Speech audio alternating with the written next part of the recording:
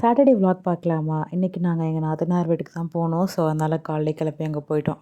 சிக்னலில் மாட்டிக்கிட்டோம். வெயிலும் மண்டையிலே வெயில் அடிச்சுது. அந்த சிக்னல்லே வெயிட் பண்ணி அங்கே போய் சாப்பிட்டுட்டு இன்றைக்கி நீலாங்கரையில் ஆர்கே கன்வென்ஷன் சென்டரில் ஒரு எக்ஸ்போ போட்டிருந்தாங்க. சரி ஓகே அங்கே போய் பார்க்கலாமேன்னு சொல்லிட்டு அங்கே தான் நானும் அவரும் போயிட்டுருந்தோம். ஜாலியாகவே போயிட்டுருந்தோம். அதுக்கப்புறம் அங்கே போய் பார்த்தா பார்க்கிங்கில் அவ்வளோ கார் பைக்ஸ் எல்லாமே இருந்துச்சு. கூட்டமாகவே இருந்துச்சு. அதுக்கப்புறமா நாங்கள் எங்களோட சின்ட்ராஸை பார்க் பண்ணிவிட்டு அப்படியே எக்ஸ்போக்குள்ளே போயிட்டோம்.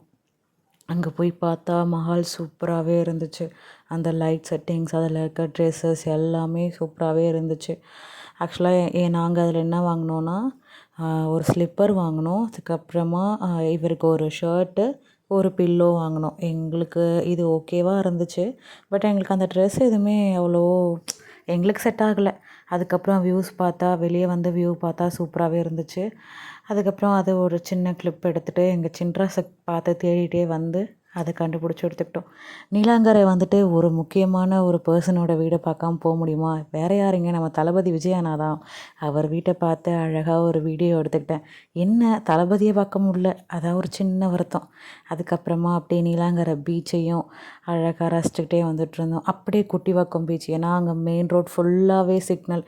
ஸோ அதனால் இந்த வழியாக போகலாமேன்னு சொல்லிட்டு ஜாலியாக இந்த வழியாக போனோம். அப்படியே எங்கள் அக்கா வீட்டுக்கு போகலாமேன்னு அங்கே தான் போயிருந்தோம். அப்படியே அக்கா பையன் கூட விளையாடிக்கிட்டே நான் செஞ்ச கேக் அவள்கிட்ட கொடுத்துட்டு டாட்டா பை பை சொல்லிட்டு திருப்பி எங்கள் நாத்தனார் வீட்டுக்கே வந்துட்டோம். எங்கள் டே இப்படி தான் போச்சு.